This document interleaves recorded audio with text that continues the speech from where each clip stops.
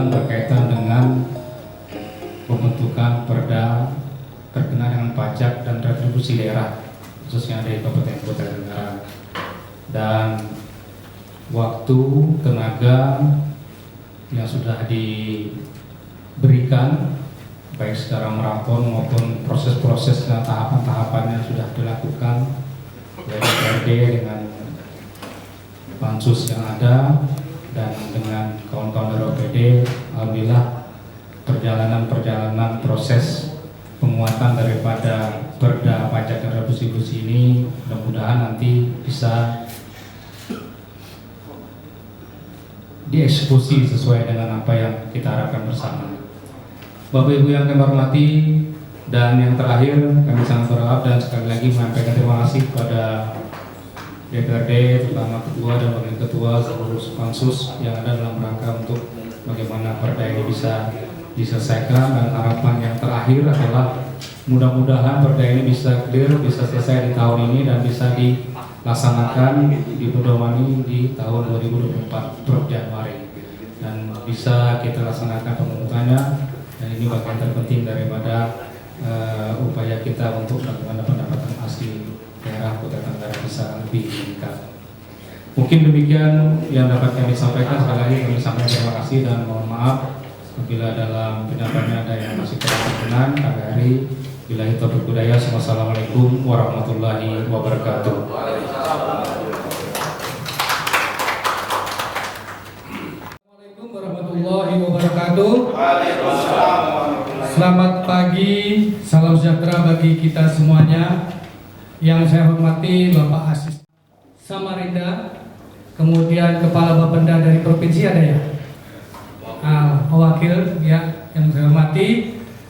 Yang saya hormati dan saya banggakan tentunya teman-teman anggota DPRD Kabupaten Kutai Kartanegara, wabil khusus adalah Pansus 1 ini yang menggodok terkait dengan pendapatan pajak dan retribusi daerah, serta kawan-kawan dari sekretariat serta tenaga ahli yang dalam hal ini tidak bisa saya sebutkan satu persatu tanpa mengurangi rasa hormat dan takjub saya kepada Bapak Ibu sekalian. Tentu hari ini adalah hari yang sangat membahagiakan bagi kita, bahwasanya kita masih diberikan nikmat sehat oleh Allah Subhanahu wa taala, Tuhan Yang Maha Esa, sehingga kita bisa membahas, mensinkronisasi terkait kerja-kerja kita, di mana kita akan menyelesaikan agenda terkait dengan retribusi atau pajak dan retribusi, di mana pajak dan retribusi ini adalah bagian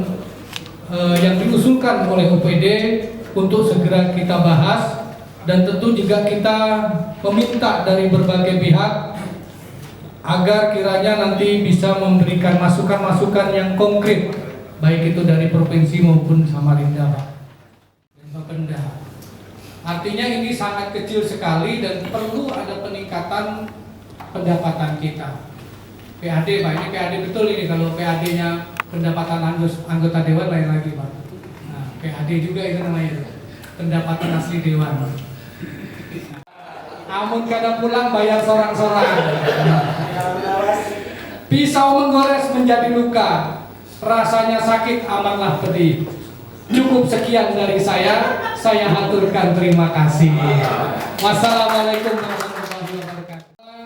Maka rapat kerja Pansus Pajak Daerah dan Retribusi Daerah tanggal 20 Mei tahun 2023 dengan ini resmi dibuka.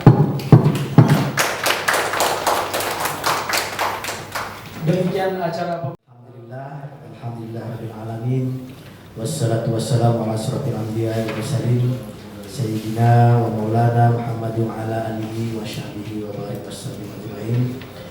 Pertama-tama mari kita panjatkan puji syukur Allah Subhanahu wa taala karena dalam kesempatan yang berbahagia ini kita masih diberikan nikmat rakyat, bisa dalam suasana kita membangun Kota Kartanegara dalam kita merancangkan raperda pajak daerah dan retribusi daerah Kabupaten Kutai Kartanegara.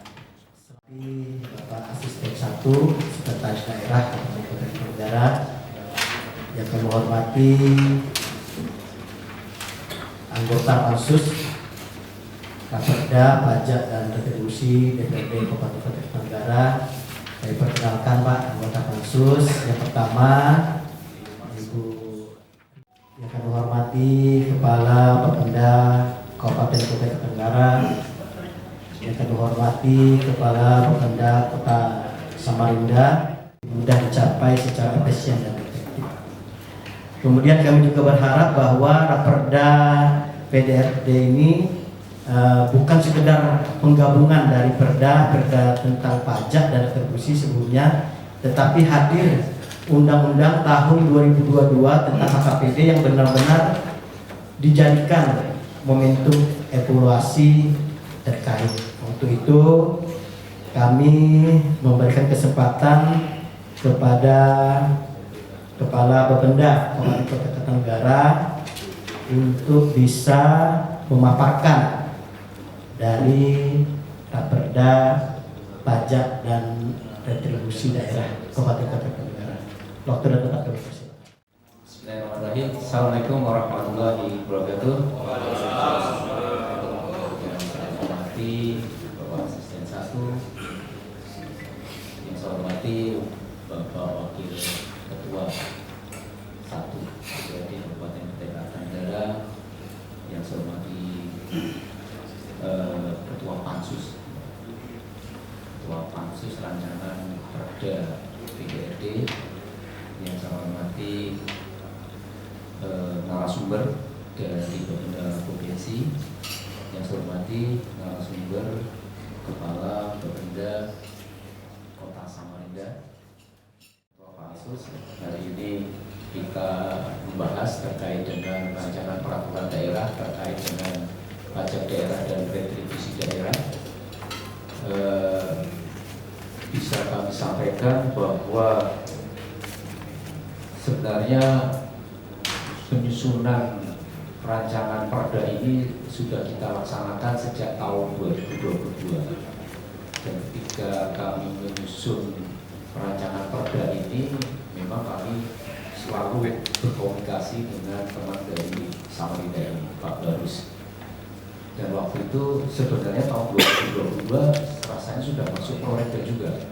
Cuma kemudian karena terkendala terkait dengan sampai saat ini belum ada ya, atau belum diterbitkan PP terkait dengan pajak daerah dan retribusi daerah, makanya kemudian masuk ke tahun 2023. Nah, kalau di tahun 2023 ada di daerah, mungkin mau tidak mau harus kita bahas, karena batas akhirnya nanti adalah di akhir tahun harus sudah selesai. Kami jadikan acuan adalah teman dari Kota Samarinda, karena di Kota Sambil sudah ditebak ya, belum juga, tapi sudah masuk di DPR sudah tahun kemarin. Pembahasannya mungkin baru tahun ini, sudah selesai pembahasannya. Ini luar biasa berani, bisa tepuk tangan untuk Kota Samarinda. Itu akhirnya kami jadikan acuan bahwa harus selalu mengingat terkait dengan undang-undang cipta kerja, karena pajak daerah seperti tadi disampaikan juga oleh Dirjen Bina Keuangan Daerah. Nah, di sini ternyata salah satu fleksibilitas kita menyusun anggaran itu adalah anggaran untuk BTT, belanja tidak terduga. Nah, seharusnya belanja BTT ini menurut beliau harusnya dianggarkan secara optimal. Jangan sekedar menganggarkan, tetapi juga melihat situasi kondisi setiap tahun seperti apa.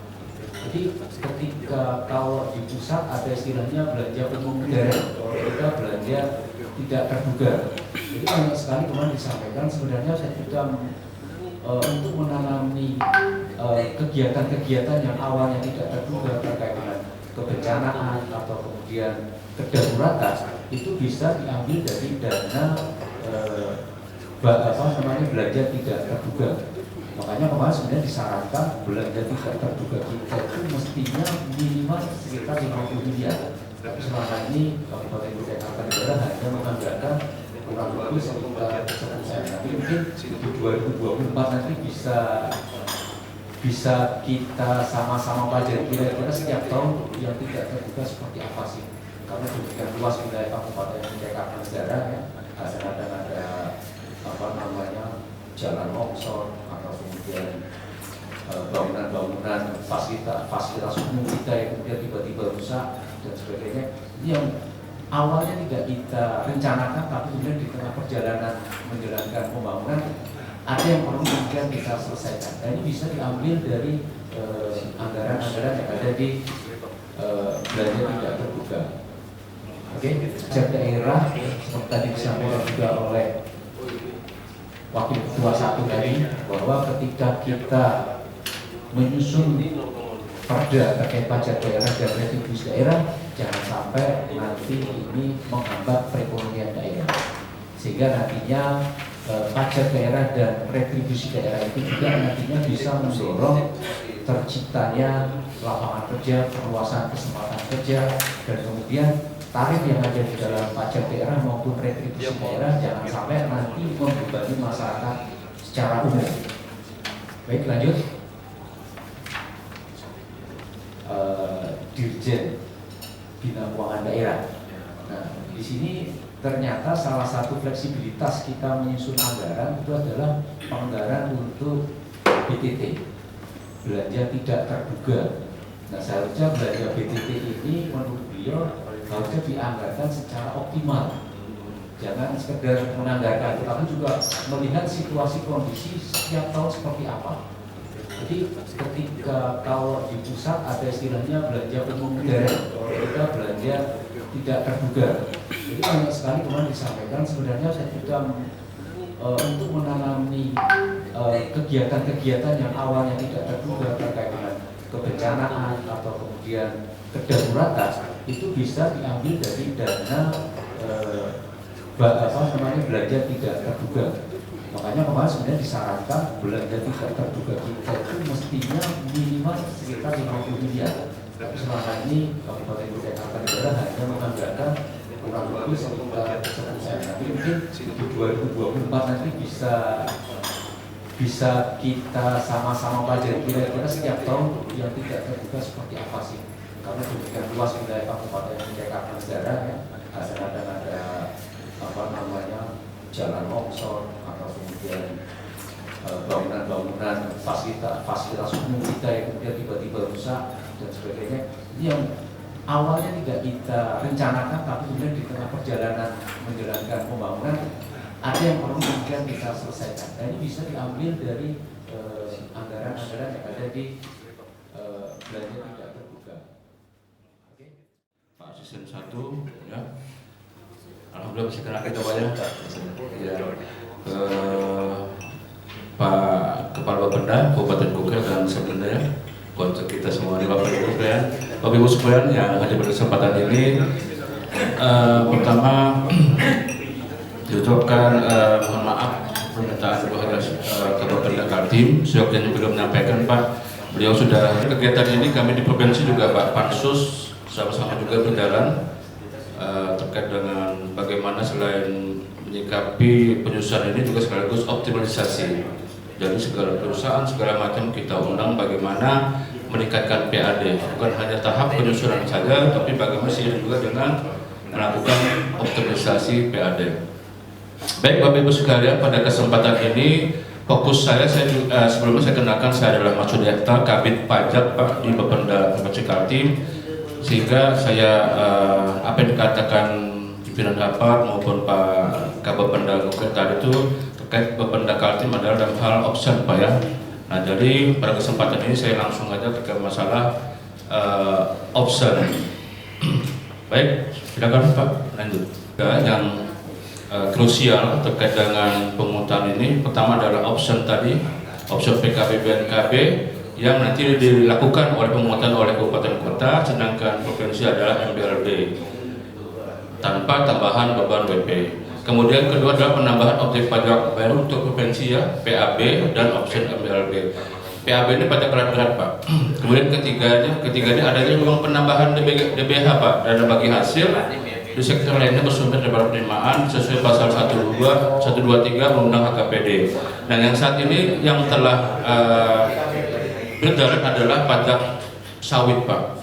Sawit yang sudah masuk ke dalam APBN 2,8 T bisa meningkatkan PAD-nya melalui option ini. Jadi option PKB, option BPKB adalah pungutan provinsi, kemudian dikenakanlah option PKB BPKB. Sedangkan option strateginya, oke yang lain. Nah ini. Oh ini bagi hasil 2023. Kalau bagi hasil 2023 ini kan option belum Pak ya, 649 dan 129 miliar ya. Kalau Samarinda 550, dia kalah BPKB Pak. Jadi BPKB ini yang luar biasa nih di sini 525 ya.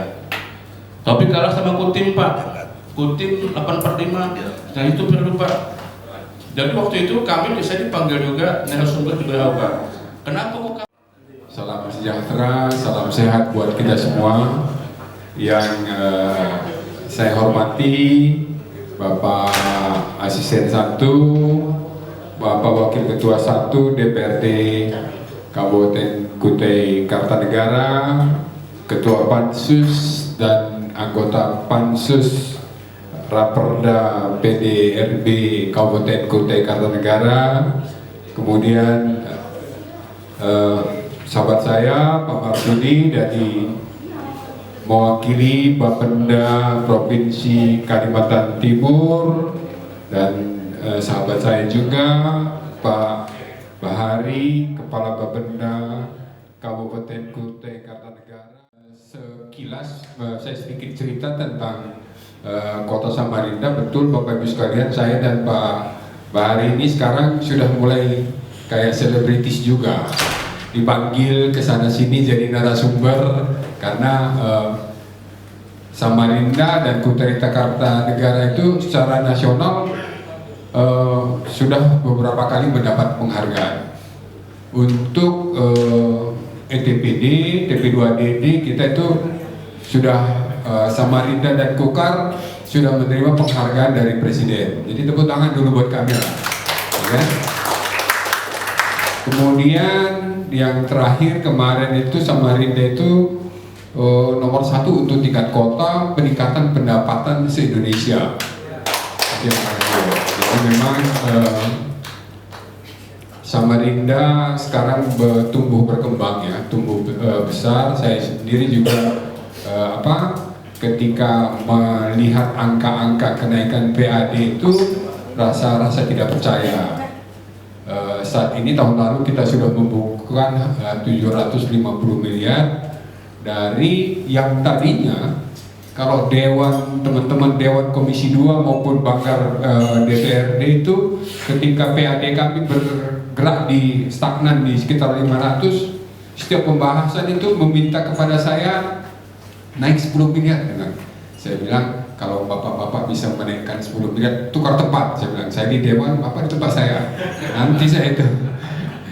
Ternyata di 2 tahun terakhir ini, sehabis Covid itu pertumbuhannya sangat signifikan. Okupansinya 80%. Kita berpikir tadinya sesudah ada Merkur, Aston akan berkurang. Ternyata Aston naik 85%. Nah, jadi malah sama-sama naik gitu loh. Sama-sama naik. Nah, sekarang ini terakhir ada Fugo. Ada hotel baru Fugo di Big Mall yang kelasnya middle up itu pun penuh terus. Jadi fenomena kita nggak tahu. Nah, kebetulan saya memang saya juga sekarang ini adalah dipercaya wali kota untuk menjadi komisaris di pelabuhan Kemas Samudra Palaran. Saya kasih gambaran bagaimana Kalimantan Timur, Kota Samarinda itu begitu menggeliatnya. Bulan Maret kemarin itu peti kemas yang masuk ke Samarinda via pelabuhan Palaran itu tertinggi selama 11 tahun beroperasi. Samarinda dan Kukar, hanya saya memang pesan, nginepnya di Samarinda aja.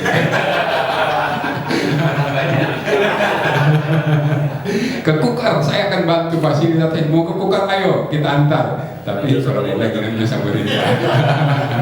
Ya nggak apa-apa Pak, ini kesepian ditinggal kekasih. Cukup sekian, terima kasih.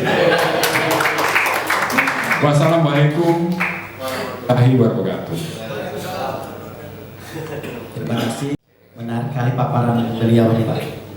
Tentunya kalau kita simak bahwa keberhasilan ini tergantung dari kekompakan tim pemburu PAD Kota Samarinda itu sendiri. Nah, kami juga nanti berharap raperda ini juga nanti memuat tentang OP, upah pungut. Nah, ini yang akan memberikan rasa keadilan, rasa kebersamaan untuk para pemburu PAD tentunya Pak Joko.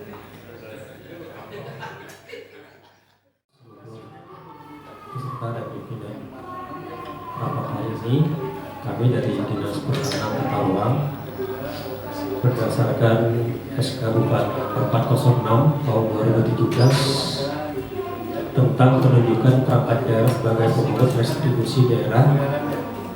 Jenis pungutan yang ada di Dinas Pertanahan dan Tata Ruang adalah restribusi pengganti biaya cetak peta, realisasi untuk sementara. Sedangkan untuk masukan berkaitan dengan rancangan perda untuk kita minimal kalau bisa dapat dimasukkan nanti besarannya Pak yang akan dikoreksi, besaran kita apakah bisa masuk di perda atau nanti turunannya di perbu.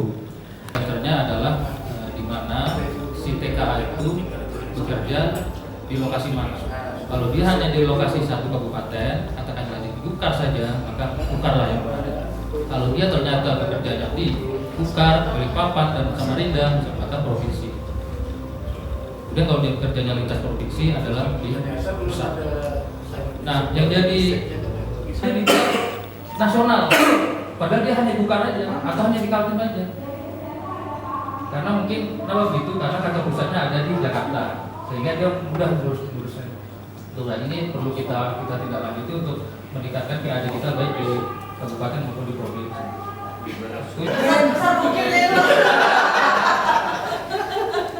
Ya, saya hormati Wakil Ketua Bapenda Kalimantan Timur, Pak. Yang saya hormati Ketua Bapenda Pak Joko. Yang saya hormati rekan-rekan mungkin yang satu persatu yang mungkin tidak saya sebutkan. Ini kan ada yang berisi, ada yang enggak. Mungkin nanti yang kita tekan ini dari pengusahanya itu salah satu terobosan untuk kedepannya, karena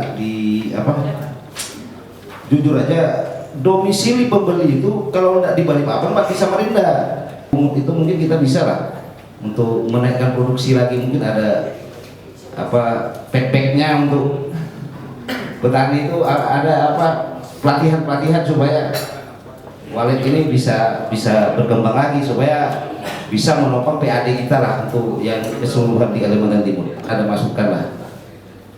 Ya mungkin itu aja. Assalamualaikum warahmatullahi wabarakatuh. Selamat siang, salam sejahtera untuk kita semua. Langsung saja Bu. Ada apa ini? Kenapa di store ke Jakarta tidak di store ke tempat kita? Karena yang mereka kelola tempat kita sebenarnya. Seharusnya kita distribusinya tempat kita. Seharusnya kita kan jadi kelola oleh mereka. Cuma itu Pak. Saya akhiri. Assalamualaikum warahmatullahi wabarakatuh. Bisa disempurnakan semaksimal mungkin agar nantinya raperda ini bisa memiliki kemanfaatan terutama dalam peningkatan PAD di Kutai Kartanegara. Acara pada hari ini secara resmi kita tutup.